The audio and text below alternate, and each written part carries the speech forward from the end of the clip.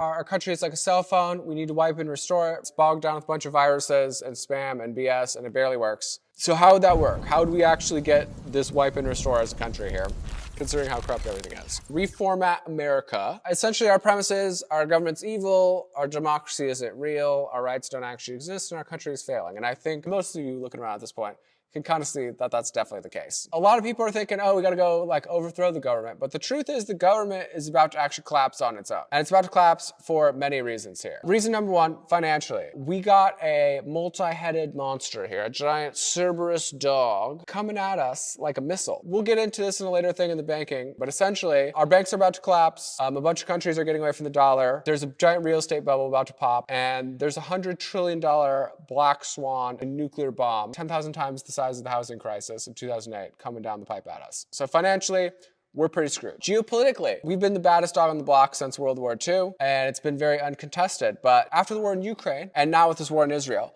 a bunch of other countries are getting really fed up with our BS. They're not down to just do this unlimited wars ad infinitum all the time everywhere. So they are voting with their feet, and they're going over and they're joining this thing called BRICS. So we've had the UN and the Western-led world order since World War II, and now a bunch of countries, dozens of countries, since they're so fed up with us and so fed up with our warmongering, they're going and joining this thing called BRICS. BRICS stands for Brazil, Russia, India, China, South Africa, and is essentially like a competing world order. Instead of the World Bank, they have the New Development Bank, and they have this all these international institutions. It's essentially like, screw the West, we're going and doing our own thing now. And with that, they are moving away from the dollar en masse. And we'll talk about in the banking section why that's such a huge problem for us. But essentially, our finances are screwed, our geopolitics are screwed, and now we're about to face this sovereignty crisis. What do I mean by that? So there's a thing called the Doctrine of Discovery, and that is the legal foundation for our government's claim over the land, people, and resources of America. So the Doctrine of Discovery was this thing from the Vatican in the 1500s, when Europe was doing their colonialism thing. It was said,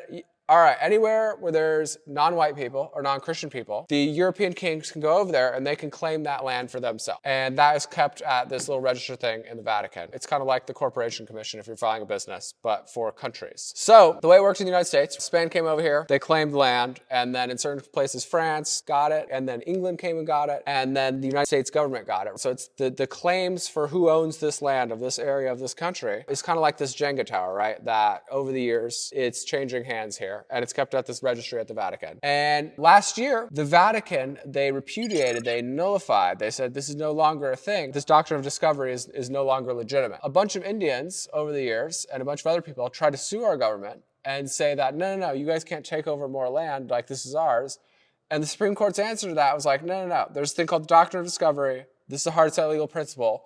And this is the basis, the hard set legal basis for why our government is what's in charge of this land here. And so like a Jenga tower, the bottom block of our government's claim has been pulled out. And so their claim is no longer valid, like technically, legally speaking. So that's opening up this gigantic Pandora's box for property rights, for natural resource claims, for everything. So essentially our government's claim that the thing that is what makes them in charge no longer legitimate. That's the third head of this three-headed monster coming at us. We have this financial crisis coming, we have this geopolitical crisis, and now we have this sovereignty crisis. So pretty much, even without overthrowing the government, we are reaching the end here very rapidly. So what do we do about that? We need to do a pirate party-style revolution, constitutional referendum, and we need to remake the government. First step to that, and first step for this model of how do we actually get that done, we got to challenge the government's claim. And if you come from the right like I do, here's one of the ways that we can get a lot of these woke lefties on board. If you think about it, the main qualm of all the woke lefties, the main thing that they say is like, oh, this is a racist country founded on racism, and that, it's just so bad, whatever. And if you think about it, that document that's at anywhere there's non-white or non-Christian people, from the Vatican, not from the United States, but the thing that creates the United States government's claim over this country, that is racist document. So we're gonna go say, all right, lefties, you're right, deal. That Doctrine of Discovery is racist, and that was what the foundation of our government's claim is. So check it out.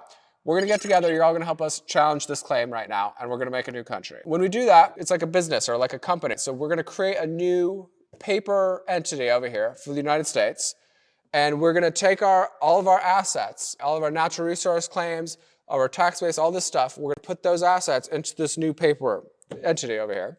this new United States. And so what that would do is that would deprive our existing government of all the collateral that it needs to borrow. And so essentially it would be forced to be put into a bankruptcy process, and it would allow us to restructure here. A lot of people, they're very fearful of the idea of a bankruptcy. They're like, oh, what about Social Security? What about Medicaid? What about all this chaos? But we got this plan that we can actually leverage the natural resources of our country to remake our money and to have enough to essentially start over here and to keep the lights on for all the people who are in desperate need of that. So we need to put ourselves through a bankruptcy process. And if you think about it, a lot of our debt is bought by other countries, and a lot of other countries' debt is bought by us. So a lot of the debt of all the countries is just a bunch of like paper funding money. So we're going to say, yo, we're declaring bankruptcy, and we're going to allow a bunch of the other countries to do the same. Everybody's weighed down by all this debt, and so a lot of our debts can offset and cancel each other. We've been talking to some people who own some gold mines and some crypto guys, and what we could do is it's called ground penetrating radar. And so we can assess all of the natural resources of our country, all the ones that haven't been pulled out of the ground yet, primarily gold,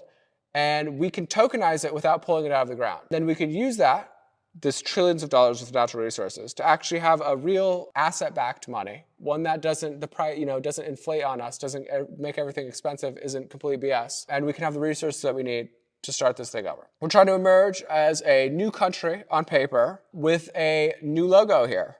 And this logo, a lot of people, they know what to make of this. This is called the peacetime flag.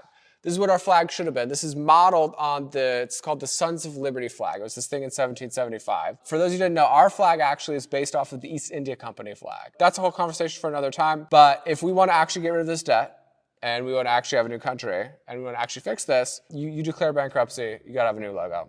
That's just how it goes. A lot of the my more right-leaning friends, where I come from the right, a lot of my more right-leaning friends, they kind of bristle at me. I'm like, what the heck?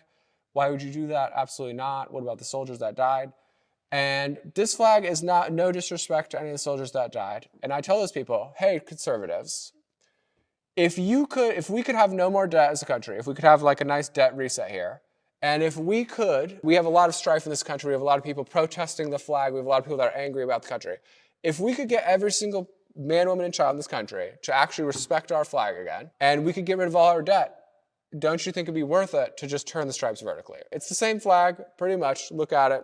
Same thing. All it is, stripes turned vertically. Would that be worth it to you? And I think the more a lot of you guys think about it, absolutely would be worth it. So we can use all the asset-backed money that we have. We can use the new paper entity. We could roll over vital services for the elderly and for the sick, and we can get rid of a lot of this corruption, and we can have a country that works again. We cannot allow nostalgia to prevent us from taking the ruthlessly pragmatic actions that we need to secure our future. For everybody my age and younger, our country is failing, our country is a mess, and unless we want to be in debt to our eyeballs for the rest of our life, paying off all the corruption for all these